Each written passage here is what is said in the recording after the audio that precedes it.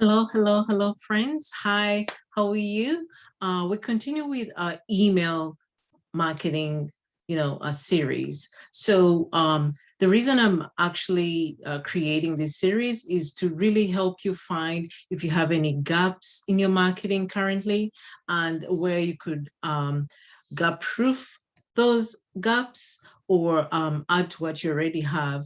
And if you don't, that you can implement these types of marketing channels or marketing tactics or strategies.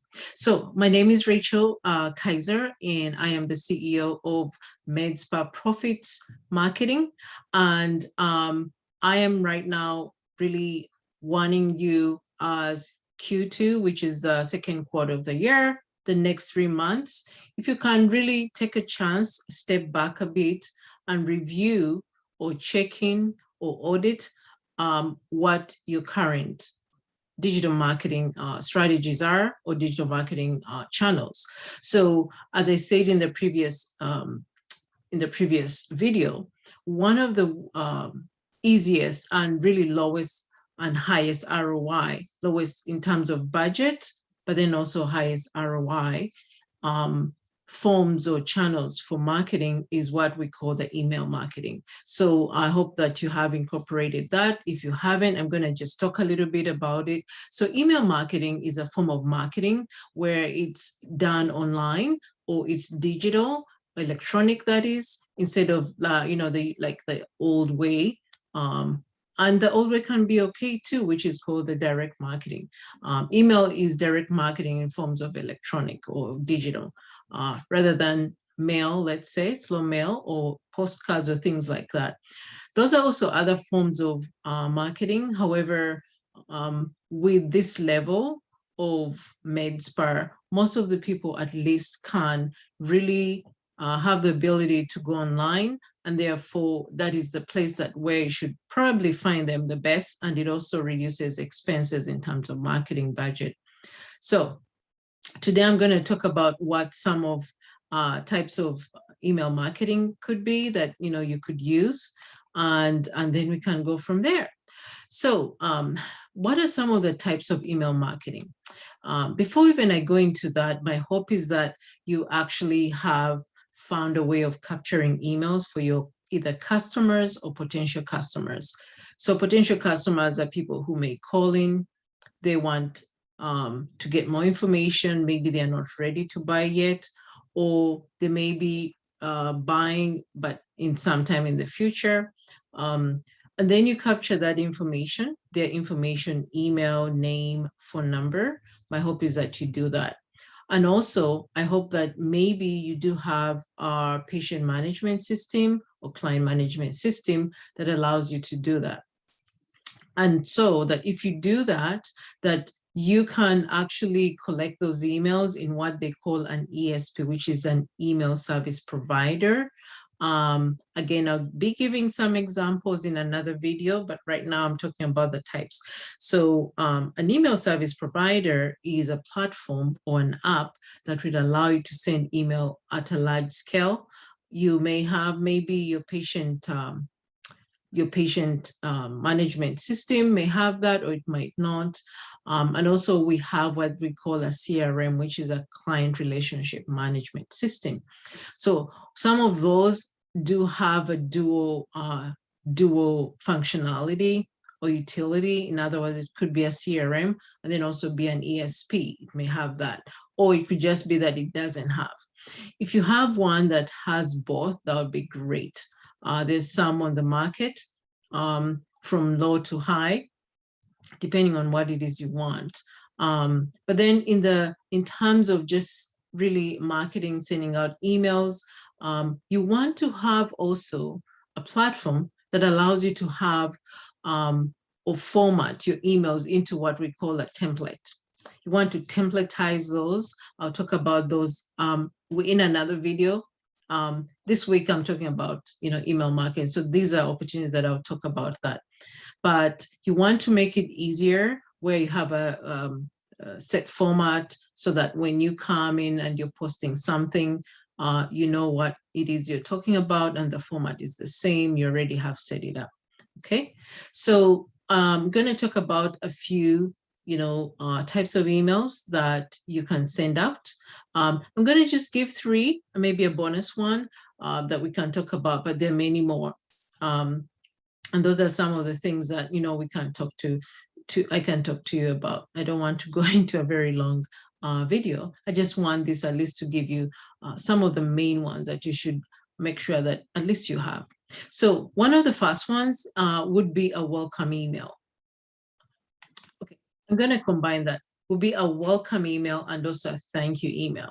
Okay, I'll combine those into one. So a welcome email, for example, if you have a new patient or a new client, once you've captured their information, you will welcome them, especially, let's say, either when they have both ways, either when they just are looking for services, you've captured their information, or they've actually scheduled already some service. In other words, now they've converted to be a customer. Either way, both ways, you should have a welcome email for those kinds of clients. Okay, and this email gives you an opportunity to really make them feel comfortable. You can tell them more about how you work. Let's say, for example, if maybe someone has scheduled an appointment, okay, you do tell them that, hey, on this day, once you schedule an appointment, I would really separate those that actually are customers converting and those that maybe are not, but are going to stay on your email list, okay? And the way you do this is what we call tagging. You can tag them. And so you can send particular emails to particular types of people on your email list. So anyway, again, going back to the example, is that you can send them an email that's a thank you email that tells them how you work. By how you work, I mean that it could be perhaps your processes, your steps that, hey, we set you up for your appointment, and then maybe 3 days we'll be giving you one reminder once a day, or maybe 2 days or the day before, either way, that you either call them or you send them a text email or a text message, or give them a call, either way, okay? So that they have an expectation for a reminder for that. And then for those that maybe are not necessarily yet customers, it would be also a welcome email to them that would tell them some of the things you provide, some of the services you provide, and what some of the changes are. And in this would be also an opportunity actually to just maybe give them a few of your reviews or a few of what your past customers have said, just to show them. Just telling them, hey, if you need us, let us know. This is what some of the results our customers have had, and therefore reach out to us. But again, you're going to nurture them, okay? So that's the thank you and the welcome email. The next one is what we call the nurturing. Remember I said nurturing? So this would be both for those who haven't converted or haven't scheduled any service, or anyone that has scheduled a service. So what would you do for them? By nurturing, I mean you're going to provide them value, and this value will come in different types. It would come in where you have tips and tricks. You may not have tricks necessarily, but my point is you have tips. You can call them different things, but tips maybe on skincare, tips on how to care, maybe when they go to certain places, say the beach, or in a swimming pool, make sure that, either you wash yourself off with chlorine chemicals or things like that. Essentially, it's just tips to help them, with their overall care of the skin, especially, as you know, usually it has to do with the skin. And then also you could segment that into, maybe if there's some people who want, for those that could do cool sculpting or any form of non-invasive weight loss, so to say, or skin tightening, you could give them some tips, say that they could also add to that doing some exercise, for example. And if someone doesn't want an exercise, you could also provide other tips. So things like that.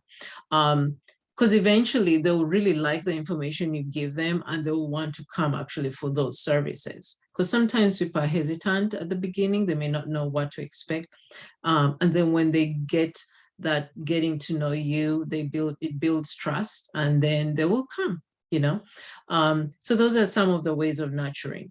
Again, nurturing could be in different forms, different formats. That's another type of email marketing. The other one would be a newsletter. So a newsletter would be something that you either that encompasses a bit more information, but it could also be something that's useful. A newsletter has to be consistently sent. And this could be, say, either once a week. If you have someone really that does that social media for you, it's good. I'll talk about the reason for that. It could be once a week, it could be bi-monthly, which is twice a week. It could be one time a month. I really, really highly encourage, if you can, to make it a bit more regular so that it's more than one time. But if you're starting out, you can start one time a month, okay? Just to give yourself that exercise of doing, or habit of doing the newsletter and getting to know what it is that people want. But why I speak about doing it a bit more than once is because the thing with email, the thing with newsletters, is that it gives a chance to clients to get to know us, to build a relationship with them, and then also to really increase that trust factor. So a newsletter, again, is going to allow you to do that. Why? Because you are going to really share a bit more information. You're going to share, for example, probably some of the results of the different services. You can do that before and after, include those. This would be for people who either want to come in and are still hesitant, or people also who have come in, but you would like them to, again, keep scheduling another appointment, okay? And then also it could be what's currently happening at your medical practice, medical spa practice, that is, involving products, involving services. And then it could also talk about what maybe you are going to bring in the future, okay? And then another thing, it could give you an opportunity that, you could run what we call something like a lottery, where you ask where you ask your clients maybe either to respond. You can do this different ways. You can push them onto your IG if you want them to do that, because you could use that in multi ways, where you're growing your following on either some kind of social media platform, where you push them there and you say, hey, we're going to post this, be the first to do this. Or if you say I'm in or something, I'll give them a prompt that you're going to enter them into some kind of ballot or some kind of box, and you're going to draw and find out who the winner is or winners are, okay? So this is a form of something like that. The thing that will happen is they'll start, if it's done consistently, actually, people will start to look forward to that, either email or newsletter, all right? And so I call it my half tip, or 3.5 or 3.5 tip. One of the other things is that, remember how I said you can use it as a lottery? You can also use this as a way really to help to use the current email list you have, who are your customers, to help refer you to more other people. So you could do this in form of a way where, again, you push them over to whatever platform you want, or you could do it within email, where you ask them, hey, can you share this email? And they send. The ISP usually will show you who has shared, that some of them have that ability, and how many they've shared too. So if you say maybe the person who shares the most to some other people, will get a prize or something like that. Or you could also push them again to a social media account and say, hey, we're going to post this, maybe a service, let's say a Botox service, let's say a cool sculpting, whatever service you prefer. But I would say something that is lowerly priced, because you find more people need that, because the higher one will tend to be someone who actually needs that service. And it's not everyone, as you know that. Okay, so say Botox, when you're running some, at least to get in some revenue, quick revenue, it could be something easy as that. Hey, maybe type a name of a friend or here, and the person who either does the most, or also if you type a name of a friend, I think to be fair, it would be if you type a name of a friend, but it's up to you, that you enter their name into some kind of box, and you do a drawing, and the person or one or more people may get a prize. The prize would be maybe a free Botox treatment, or a free something. If you have some products, it could be something maybe that person wants, or you could give them a choice, either that or this, okay? And so you find that that will not only help you actually, grow your customer base, but you get referrals this way, okay? And so what are some of the results that you can expect from email marketing? I think I like about email marketing is that, frankly, it almost costs nothing. Why? Because people are the ones who reach out to you, who want your services, and you capture the emails. And once you enter them into your system or whatever the platform you use, it's very easy. As long as you work that email list, send out emails, share information, welcome them and things like that, make them feel home. What it does, it builds that rapport with them. And once you build a rapport with customers, I think we know what happens. Their trust factor will increase so that you do not have to start really from scratch when you're selling to them. I do hope that you use email marketing, because it's one of those really underrated means of marketing, and yes, I think it has almost one of the highest ROIs. The other thing is they will start looking forward to your emails. And so this is a thing. When you have a customer who's looking forward to your emails, that means that they've really grown to be part of you. No, you have grown to be part of them. Okay, you're one of those people that they're trusting, one of those people they're looking forward to, whose email or businesses, you or the business. And then also that you don't have to start from scratch when you're selling to them. And you can easily really, once they look forward to this, once you do a promo, anything like that, guess what? You are going to, once you do a CTA, a call to action of any kind, it could be a service, maybe people to book an appointment for a quick promo you're doing, or book an appointment for something, or buy some of your products, or anything you do, they're going to easily respond to that call to action, okay? Because they want to support you.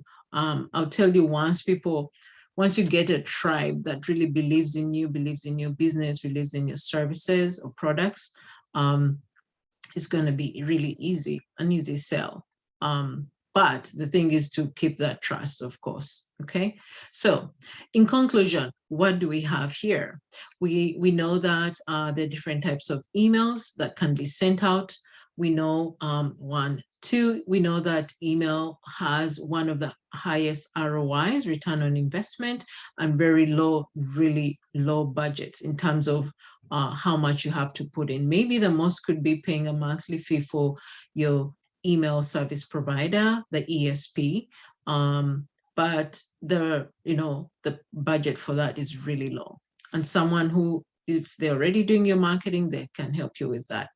The other thing is that we've seen, number 3 is that once you have customers coming in, this can easily grow your email list. And also remember when I say that when you ask people to either, tag their friends or refer their friends, it could be really easy to grow your email list. And again, like I said, it's just this cycle, okay, where it's easier to sell to them and easier for them to buy things. The other thing, number 4, is that once you have your customers trusting you and they're relating to you, again, because they're looking forward to your email, to your newsletter, really trying, getting them to buy what it is you're saying is going to be really, really easier. So the cost to acquire customer is going to be way less. The trust factor is way high. Your return on investment is high. And what more could you want? The most, if they get to where maybe they don't want you to really continue sending them emails, usually they either unsubscribe and, but they'll still be there as your customer. So that's the worst that could happen. But the good thing is that, they're still going to, even when they come in, they're still going to be able to look at your products. They trust you and they'll easily buy. So I want to say that, incorporate this strategy and some of these email types into your practice. Make sure that you're sending emails for thank you emails and also welcoming emails. Use those really, because if one of the things that an email has or a landing page or a website is that once you send an email out, it usually has a thank you page. So really use that real estate of the thank you page or the page that comes after. You can put that more information in it, not just thank you. You can add to it, say, hey, this is a process, or these are steps, or things like that. You really can use that page and that real estate. Okay, so my hope is that you use these strategies, and once you incorporate that, it's really a game changer. Should you need any help with any of these strategies, please feel free. You'll find the contact information below. Feel free to reach out and we can help you with that. Or just to schedule a call if you want to see how you can incorporate that, talk to us. Thank you so much. Bye.